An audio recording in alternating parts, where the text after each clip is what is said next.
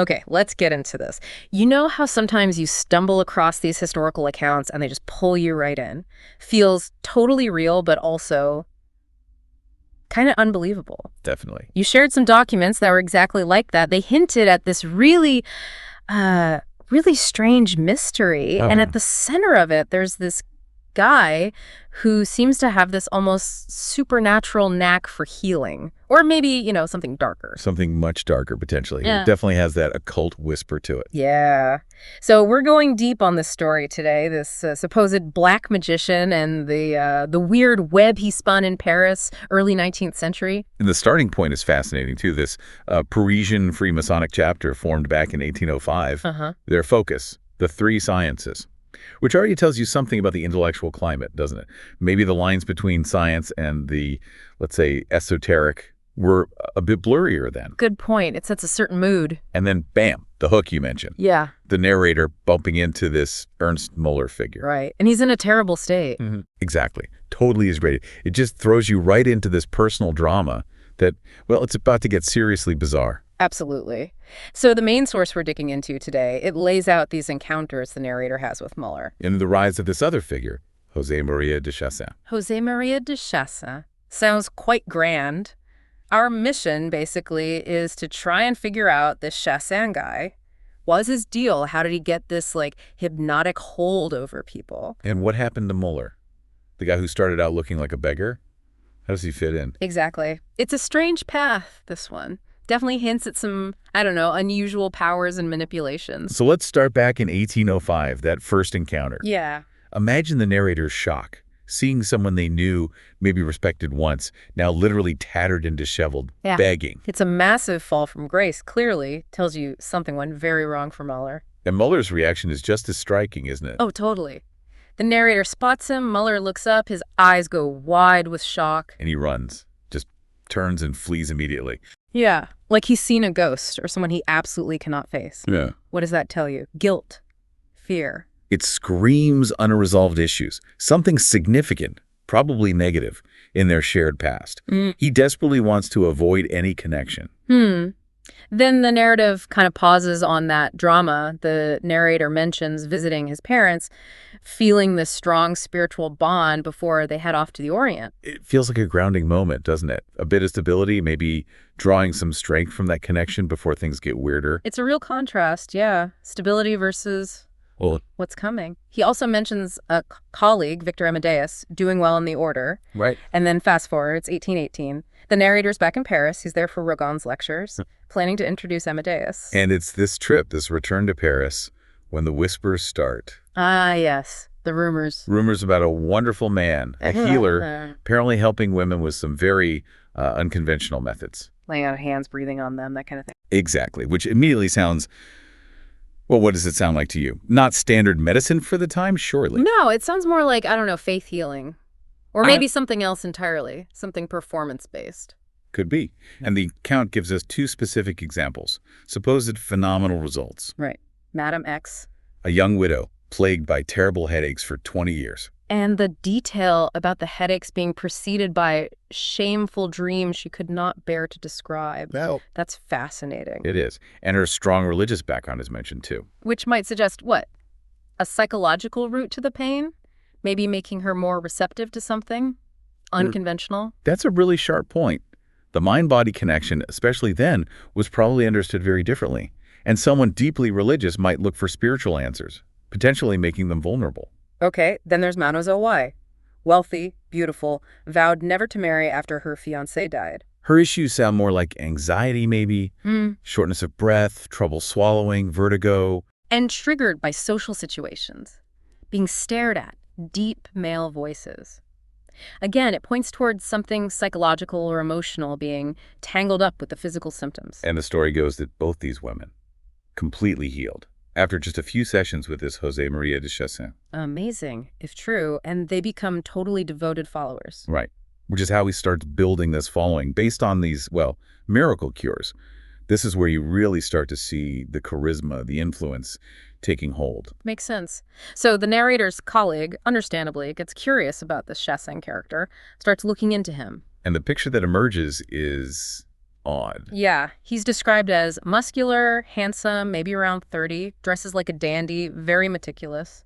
Intelligent, educated, seems loaded with money, huge palace, lots of servants, carriages, the works. But it's the details that raise eyebrows, right? Definitely. Like his clientele, exclusively wealthy women, past their prime, all suffering from nervous disorders. That's specific, like targeting a very particular group, maybe one more easily influenced or maybe more isolated. It certainly makes you wonder. It sounds less like a clinic and more like, well, like something out of a fantasy novel. Totally bizarre. Hidden lights, heavy drapes, exotic statues, hidden music. Luxurious lounges right next to glass cases full of snakes. Snakes? The account even says it was designed for an astounding hypnotic effect. Hypnotic is the word. It sounds like sensory overload, designed to disorient or maybe lower people's defenses, create an air of mystery and power. Absolutely. A stage set for suggestion. And where did all the money come from? Nobody knows. Adds another layer of mystery. Okay, and then we get to the treatments themselves. In the Red Room. Oh boy. The Red Room. The description is just intense. Everything draped in deep red. Red furniture. This central pedestal with a soft chaise lounge. It feels very theatrical. Ritualistic almost. The ritual seems key.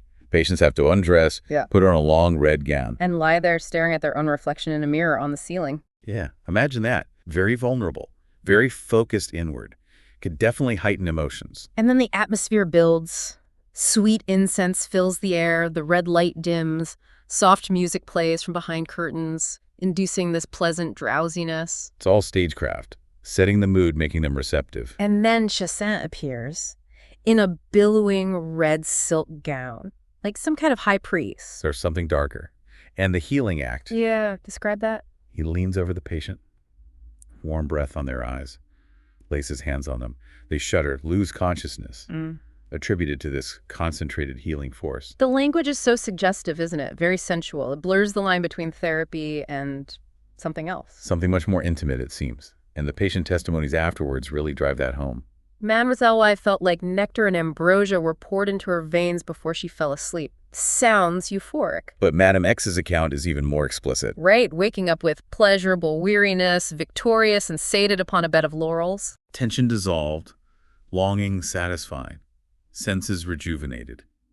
Hope, joy, even a fine appetite afterwards. That doesn't sound like healing headaches. That sounds like, well, something else entirely. It strongly suggests he wasn't just treating physical symptoms. He was tapping into deep emotional needs, loneliness, maybe repressed desires. The healing was some kind of emotional, maybe even sexual release, disguised as therapy in this incredibly suggestive setting. That seems to be the implication. Yeah. The Red Room wasn't a clinic. It was a theater of manipulation. And it's around this point the narrator starts thinking, wait a minute, this Chassin guy, he seems familiar. He starts seeing the disturbing silhouette of his fallen student, Ernst Muller. The beggar from years ago. But the penny really drops during that visit to Madame X's salon with Rigon, right? Yes. Talk about an unsettling reunion. He walks in, and there's Chassin, holding court like a pasha, surrounded by these adoring older women, just captivated by him. And the narrator sees the transformation.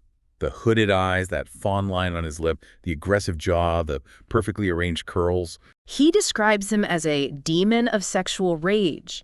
It's a shocking metamorphosis from the destitute man he saw before.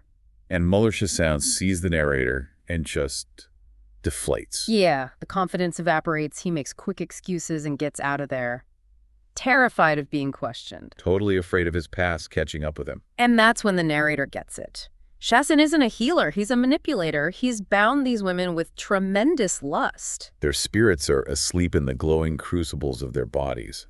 That's powerful imagery. It really is. And the narrator realizes trying to expose him to disillusion these women, it's pointless. They're too far under his spell. A chilling realization. He's not just misguided. He's deliberately cultivated this control. He's using them. But that's not quite the end of the Parisian chapter for Chassin, is it? No. The narrator later gets a letter from Rigon, detailing the scandals that finally brought it all down. It started with families complaining. Exactly. Families got worried, went to the police, an investigation starts. And they uncover some really dark stuff, like the truth about Mademoiselle Y's early death. Devastating. Turns out she was pregnant after months of his treatments. The social ruin that would cause back then, it likely led to her death. It shows the real tragic consequences. And the money. Oh, yeah. Widespread financial exploitation. He'd influenced them so much they signed promissory notes, spent their fortunes, ruined themselves financially for him. The account calls him an insatiable Moloch. Which is such a strong image. Moloch, that ancient god demanding sacrifice, driven by this endless hunger. It fits the description of his greed, though the motive for amassing so much wealth apparently remained unclear, just insatiable. And other women, clients from the Red Room, killed themselves to avoid the scandal. Sadly, yes. The devastation he left behind was immense. So eventually they arrest Chassin. There's a lurid trial.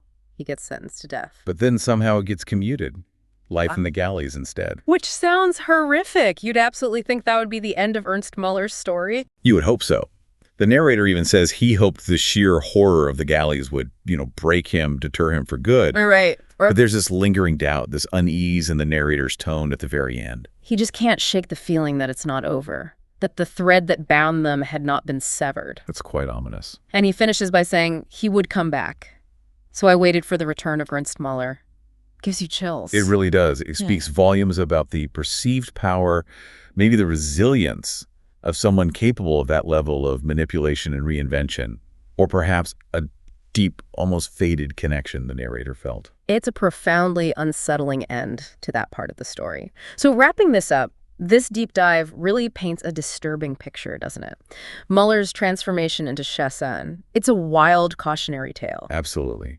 About manipulation, exploiting vulnerability, the seductive power charismatic figures can wield.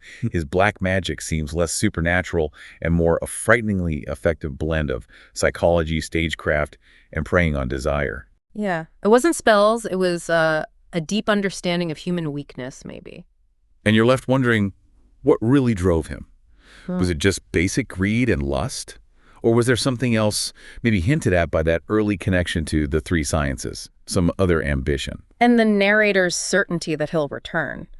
What does that mean? Is it just a feeling, or does it imply some deeper, maybe even occult connection that persists? These are the questions that linger. It definitely gives you food for thought. For sure. And think about the Red Room. Okay, it sounds fantastical, almost gothic. Right. But it's a powerful symbol, isn't it, of how environments and specific techniques can be used to control people psychologically, emotionally. Definitely. It makes you wonder, what are the modern-day Red Rooms? Maybe not literal rooms, but situations, online spaces, certain groups.